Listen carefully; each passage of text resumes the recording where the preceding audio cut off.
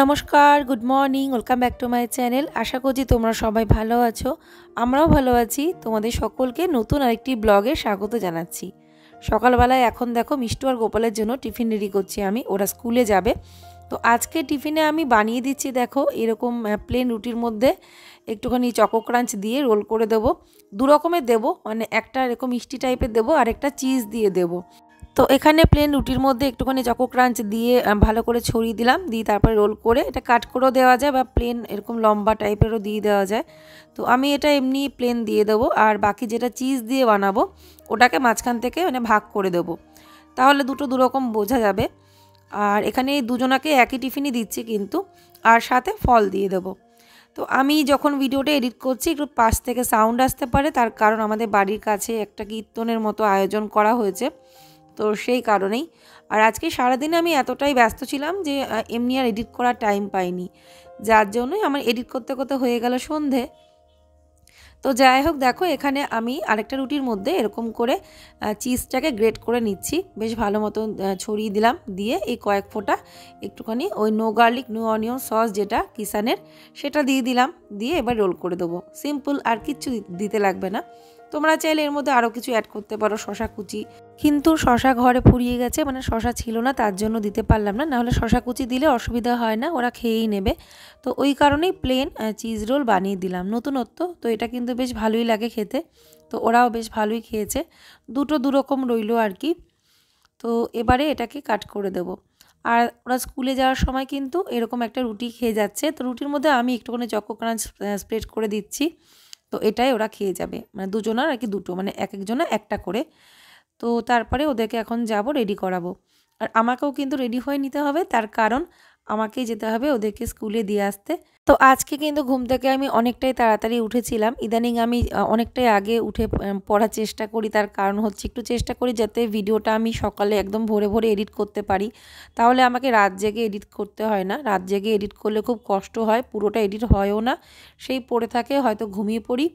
তো মানে ঘুমটাও কমপ্লিট হয় না, তার সাথে হয়তো এডিটিংটাও কমপ্লিট হয় না, তার থেকে একটা জিনিস তো হোক। তো সেই কারণেই ভেবেছি এখন থেকে ঘুম থেকে উঠে ভোরবেলার দিকে ভিডিওটাকে এডিট করে নেব। একটু গরম জল খেয়ে নেব, কারণ নাহলে গলাটা একটু ভাঙা ভাঙা লাগে আর কি। তো এখানে একজন আগে অরেঞ্জ দিলাম আর আপেল দিলাম যেটা গোপালকে, আর মিষ্টুকে একটা ছোট্ট কাঁঠালি কলা আর এক টুকরো আপেল, তো এই দিয়েছি ওদেরকে, মানে ফল টিফিনে, মানে খাবারের সাথে। কারণ মিষ্টু আবার কমলা লেবু অতটা পছন্দ করে না, তো টিফিন আওয়ার্সে বিশেষ করে স্কুলে খেতে চায় না। তো এবারে দেখো আমি কিন্তু রেডি হয়ে নিয়েছি, এবারে ওদেরকে রেডি করাচ্ছি, আর মা তো হেল্প করেই দেয় আমাকে হাতে হাতে সকালবেলা। তো এই যেমন ধরো আমি এখন এডিট করছি, এখন কিন্তু মা বাড়িতে নেই, তার কারণ যেহেতু বোনের বেবি হয়েছে, তোমাদেরকে আমি কমিউনিটি দিয়েছি, জানি না কজন দেখেছো না দেখেছো।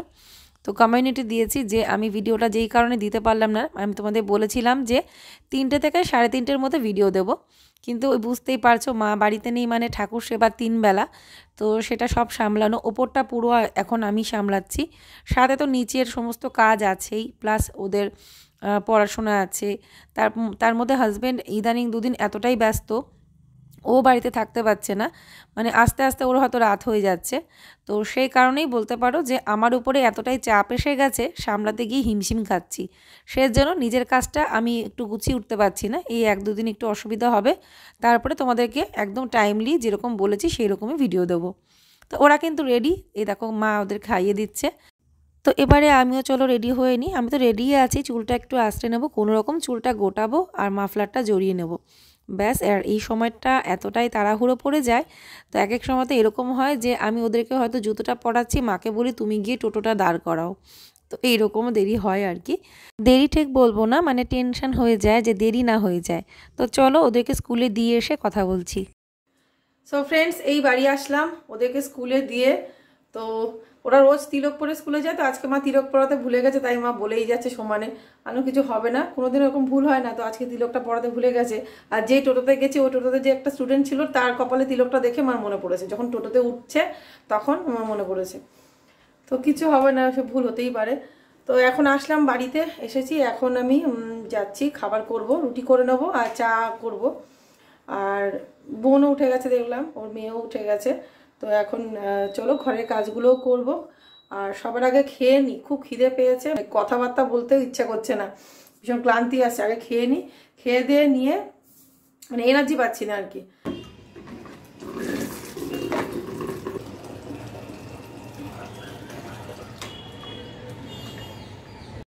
তো আজকে আমি গাছগুলোতে জল দিচ্ছি, আমার এডিট করতে করতে মানে গাছগুলো দেখে এত খারাপ লাগছে।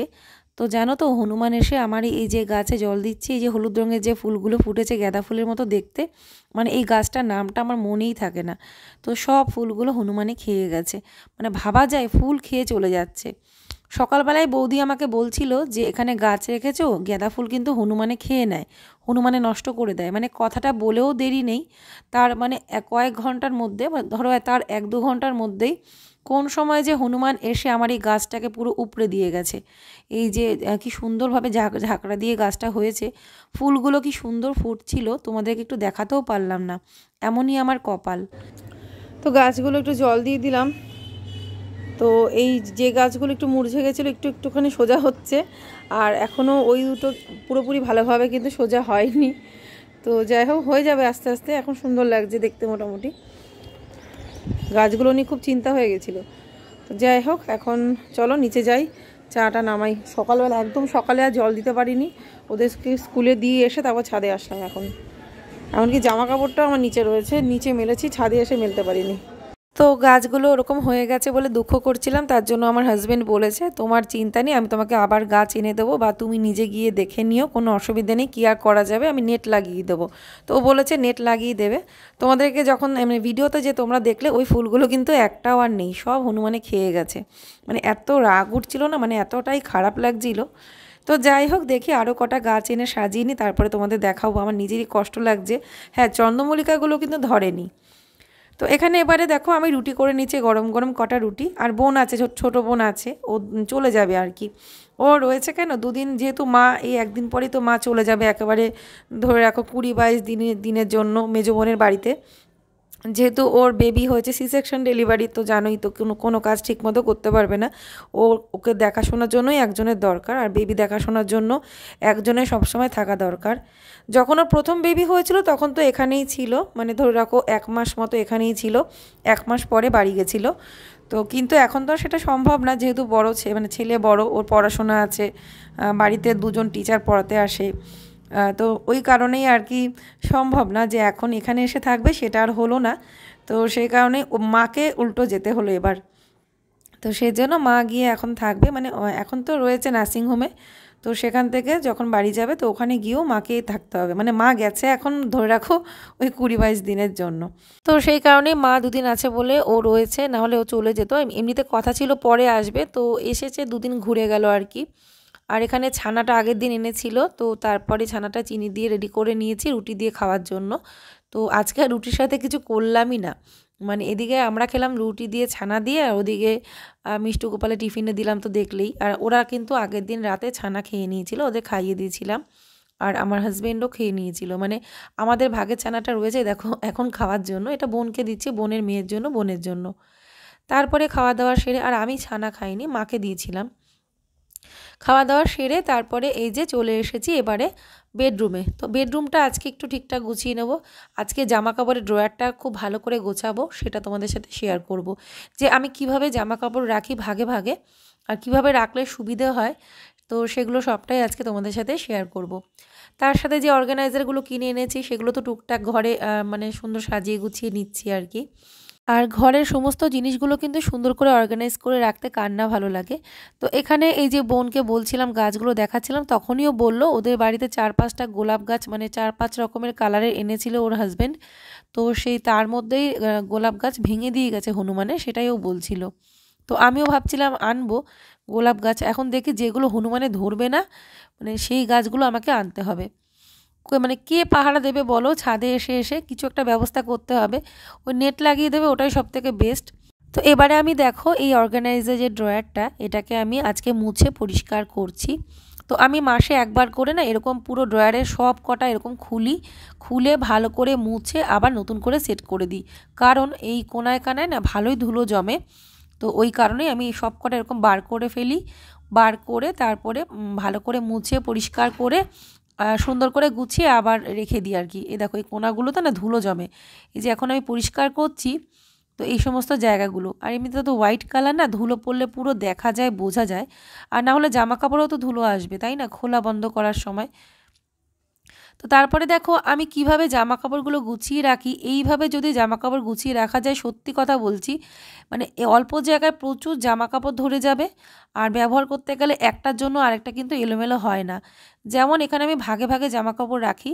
যেগুলো আমার অর্ডিনারি কুর্তি, যেগুলো আমি বাড়িতে পরি, মানে কুর্তি আছে, লেগিংস আছে, যেগুলো মানে কটনের আর কি, সেগুলো আমি একটা ড্রয়ারের মধ্যে রেখেছি। আর একটা ড্রয়ারের মধ্যে সমস্ত কটনের নাইটিগুলো রেখেছি এমনি, যেগুলো গরমকালে পরি। আর আরেকটার মধ্যে যেগুলো এখন শীতে পরছি, সেই ফুল হাতা নাইটিগুলো আমি রাখলাম। আর যেই সমস্ত লেগিংসগুলো এখন পরছি সেগুলো রাখলাম। তো এরকম ভাগ করে করে রেখেছি, মানে আমি নাইটিটা আলাদা রাখি, কুর্তিগুলো আলাদা রাখি, আবার লেগিংসগুলো কিন্তু আলাদাই রাখি। কিন্তু আজকে আমি একটু মিশিয়ে রাখলাম, তার কারণ হচ্ছে যেগুলো আমার এখনকার ব্যবহারের জিনিস সেগুলো আমি আলাদা করে নিলাম, আর যেগুলো গরমকালে সেগুলো আলাদা রাখলাম। আর কুর্তিগুলো যেরকম রাখি সেরকমই আছে আর কি। আর আরেকটা ড্রয়ারে যেগুলো তোমার যেগুলো আমাদের এসেনশিয়াল, যেগুলো পার্সোনাল জিনিসপত্র, সেগুলো রাখি। আর তার সাথে আমার হাজবেন্ডের যে বাড়িতে পরার যে হাফ প্যান্টগুলো, তো ওগুলো রেখে দিই। তো এইভাবে সব কটা ড্রয়ারে কিন্তু সুন্দরভাবে সব এরকম জামা কাপড়গুলো গুছিয়ে রেখে দিই। আর ওপরের ড্রয়ারটার মধ্যে এসেনশিয়াল সমস্ত জিনিসপত্র থাকে, যেগুলো ডেইলি লাগে আর কি। ওই ড্রয়ারের মধ্যে আমার হাজবেন্ডের ঘড়ি থেকে শুরু করে, তারপরে ওয়ালেট থেকে শুরু করে টোটাল টুকটাক জিনিস, এমনকি বোরোলিনটাও বলো, ওই ড্রয়ারটা খুলে মোটামুটি যদি কারো খুব দরকারের জিনিস হয়, ওই ড্রয়ারটা খুলে পাওয়ার চান্স থাকবে এইরকমই। ওপরের ড্রয়ারটার মধ্যে সব দরকারি জিনিসপত্র রাখি, পেন রাখি, তবে টুকটাক সব যেগুলো আর কি এসেনশিয়াল। তারপরে দেখো এখন আমি এই যে অর্গানাইজারটা এখানটায় লাগিয়ে নিয়েছি, ওই যেটা নতুন কিনেছিলাম। তো নতুন জিনিসগুলো দিয়ে যে ঘরটা সাজিয়েছি, যে পরিবর্তন করেছি, এর ভিডিওটা কিন্তু এর পরে আসবে, কারণ আমি এটা এডিট করে ফেলেছি আগে। সেজন্য তোমাদেরকে আমি এই ভিডিওটাই আগে দিয়ে দিচ্ছি। কিন্তু আমি যে নতুন করে সাজালাম, সব কিভাবে কি রেখেছি, সাজিয়েছি, সেটা তোমরা আরেকটা ভিডিওতে দেখতে পাবে। তো অবশ্যই সেই ভিডিওটা দেখে নিও। এটার আগে সেই ভিডিওটা আমার দেওয়া উচিত ছিল, কিন্তু সেটা আমি এডিট যেহেতু করিনি, সেজন্য তোমাদেরকে এটাই আগে দিয়ে দিলাম। তো অবশ্য করেই তোমরা আগের ভিডিওটা দেখলে সমস্ত ডিটেলসটা জানতে পারবে। আর তোমরা আমাকে জিজ্ঞেস করেছিলে যে আমি তাকের উপরে একটা ফটো রেখেছি সেন্ট এক্সপেডিটের, তো সেটার সম্পর্কে বলতে বলেছো, তো সবটাই বলবো। সব কিছু মিলিয়ে আগের ভিডিওটা তোমরা অবশ্যই দেখো। তো এখন দেখো আমার সমস্ত ঘরের কাজ কিন্তু হয়ে গেছে। তবে কোথায় কি সাজিয়েছি, গুছিয়েছি, কিভাবে কি রেখেছি, কোথায় কোনটা রেখেছি, সেগুলো তোমরা দেখার জন্য অবশ্যই আগের ভিডিওটা দেখতে হবে তোমাদেরকে। ঠিক আছে, তো চলো এখন আমি ঘরটা ঝাড় দিয়ে দিই। ঝাড় দিয়ে ঘরটা মুছে নেব, তাহলেই হয়ে যাবে। ওদিকের ঘরে কাজগুলো আমার হয়ে গেছে, তো সেগুলো আমি আর শেয়ার করিনি।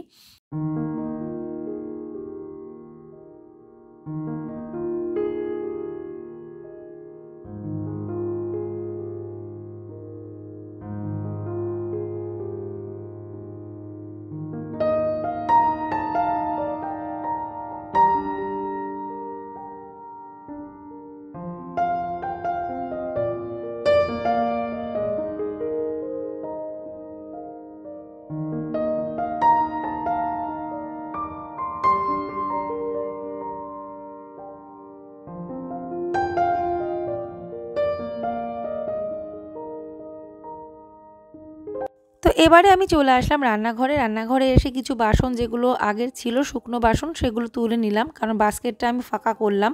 বাস্কেটে এবার যে বাসনগুলো এখন মাজবো সেগুলো রাখতে হবে, নাহলে শুকনো বাসন আর ভেজা বাসন মিশে যাবে। আর এদিকে কিন্তু আমি ভাতটাও বসিয়ে দিয়েছি। তো একদিকে ভাতটা হতে থাকবে, আরেকদিকে আমি টুকটাক কাজ যেগুলো রান্নাঘরের বাকি আছে সেগুলো করে কমপ্লিট করে নেব। তো একটুখানি বুদ্ধি খাটিয়ে কাজ করলে কিন্তু খুব তাড়াতাড়ি দেখবে শীতকালেও কাজ করে নেওয়া যায়। আমি নিজে দেখেছি যে কাজের নিয়ম অনুযায়ী যে দিন বিশেষে কিন্তু কোনো দিন আমার খুব তাড়াতাড়ি হয়েছে, কোনো দিন দেরি হয়েছে। তো তখন আমি ভাবছিলাম যে যেদিনকে তাড়াতাড়ি হয়েছে তখনই কিন্তু ভেবে নিই যে তাহলে এখন থেকে এই নিয়মেই কাজ করব। তো এই না যে শীতকালে বেলা ছোট বলেই সবসময় দেরি হবে, সেটা না। একটু আগে থেকে কাজ শুরু করতে হবে। একটু শীতকালে একটুখানি কষ্ট করে ভোরে ভোরে ঘুম থেকে উঠতে হবে। খুব ভোরে না হলেও অন্তত যারা একদম সকালে না উঠতে পারো, মিনিমাম অন্তত 7টার মধ্যে উঠে পড়লে তাহলে কিন্তু অসুবিধা হয় না।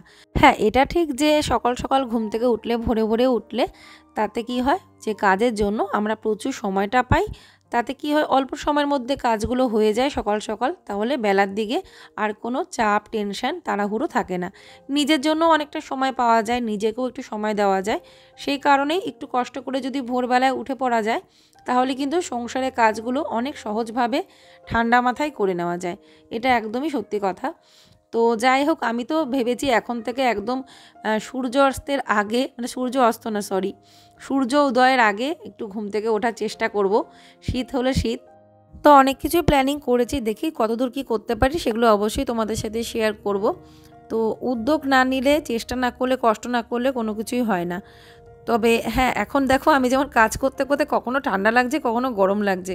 মানে কাজ করতে করতে তখন গরম লেগে গেছিলো, সোয়েটারটা খুলে রেখেছিলাম। আবার এখানে এসে কাজ করছি, আবার একটু মনে হলো কি সোয়েটারটা পরে নিই।